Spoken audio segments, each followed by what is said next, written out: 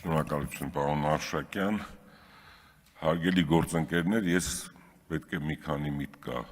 փոխանցեմ։ Առաջինը մի առաջարկ ունեմ, ուզում եմ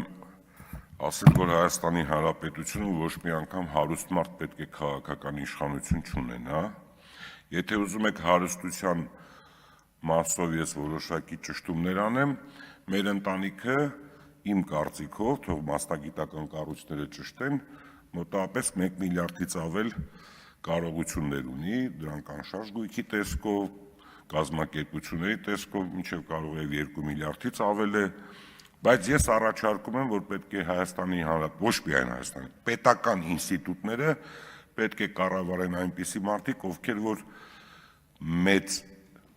սեփականություն չունեն, որտեղ այդ սեփականությունը միշտ դառնում է այնպիսի մի գործիք, որով կարողանան իրենց սեփականության շահը ավելի առաջնային գնահատեն, քան պետական շահը։ 2-3 տարբերակ կա։ Մասնավորը պետք է, որը որ խոշոր է, պետք է իրավունք չունենա իշխանություն ունենալ։ Երկրորդը պետք է պետական մարմինները ուշադիր լինեն, սրիկաները, որոնք որ գալիս են եւ մենք 30 տարի տեսել ենք պետական պաշտոններ են զբաղացրել, կոշիկ էլի չեն ունեցել, հետո դարձել են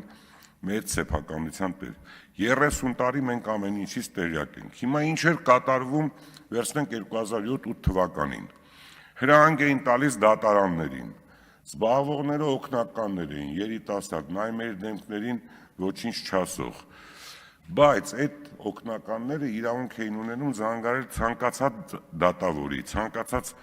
իրավական համակարգ պնդելու այս կամ այն մարդու սեփականությունից զրկելու։ Եվ այդ գործընթացը մենք ինքներս տեսել ենք։ Մյուս դեպքում, երբ որ որոշակի կամային տղաներ էին լինում, ասում էին դրանց էլ ձերբակալեք տարեք, արմատուրաներով էին հետները խոսում։ Հիմա պետությունա ձևավորվում, ստեղծվում է, լավ ինչ են ուզում։ Ես վերջերս մեկին հարցնում եմ, ասում եմ, ինչ կա, ինչից ես դժգոհ։ Ասում է, չէ, ամեն ինչ լավ է, ասում եմ, ինչ ես ուզում, ասում է, չգիտեմ։ Ես խնդրում եմ, սիրելի հայաստանցիներ, Հայաստանի Հանրապետությունը բավականին լավ վիճակում է այսօր եւ 1-2 տարվա մեջ առավել մեծ քայլերով է առաջ գնալու, որտեվ թվերը դա են ասում, եթե մասնագետներ կան, թող ուսումնասիրեն։ Միայն ես վերջերս իմացա, որ Հրազդանում տվյալների կենտրոնը արդեն 600 մեգավատ էլեկտրաէներգիա է ուզել, որպեսզի ապահովեն։ 600 մեգավատը դա ատոմակայան գումարած 50%, մեր ատոմակայանը 400 մեգավատ է։ Եվ դա 365 օր վճարելու են այդ էլեկտրաէներգիայի համար։ Պատկերացնեք մեր էլեկտրաէներգիայի համակարգը, ամբողջ էներգետիկան ինչ կարգի բալանսի է գալու։ Բայց ես այսօր մի ուրիշ խնդիր էլ ունեմ։ 21 թվականին ես ելույթ եմ ունեցել, այստեղ մի պատգամավոր կար, որը որ գնացել էր ինչ-որ մի Եվրոպայում սովորել էր, հետերեք է, դարձել էր նախագահականում օգնական, ես մի այսպիսի արտահայտություն եմ արել, բայց ես վերջերս դատալեքսից հանել եմ, այդ երիտասարդ օգնականը հիմա Հայաստանի Հանրապետությունում քրեական գործ կա, որով ինքը մեղադրվում է հակակոռուպցիոն համակարգի կողմից մոտ 16 շարժական ու անշարժ գույք, որոնցից միայն 11-ի արժեքը կազմում է շուրջ $8 միլիոն, $7 միլիոն ծախսված գումար, 4 թե 5 ընկերություններում բաժնետոմսեր եւ դեռ ինչքան էլ իրավապահները ուղղակի չեն կարողացել հայտնաբերել։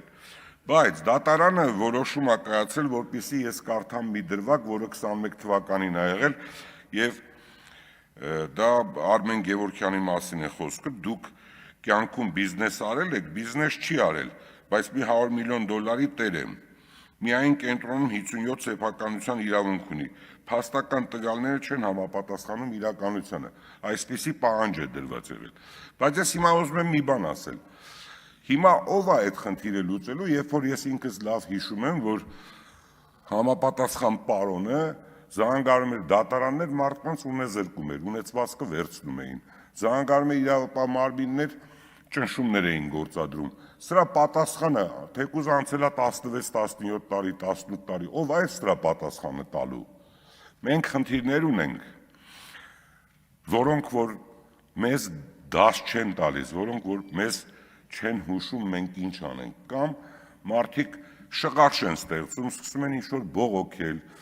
սուտ լուրեր, կեղծ լուրեր Հայաստանի Հանրապետությունում տարածում են տարբեր լրատվամիջոցների միջոցով։ Այս ամեն ինչը պետք է վերջ տրվի, պետք է բոլորը միանան եւ Հայաստանի Հանրապետությունը զարգացնեն։ Ինչ է իրանց ուզածը, ինչ են ուզում, որ ինչ անեն։ Չի լինելու, Հայաստանի Հանրապետությունը զարգանալու է, Հայաստանի Հանրապետությունը կառավարելու են քաղաքական գործիչները, որոնք որ չունեն մեծ հնարավորություններ,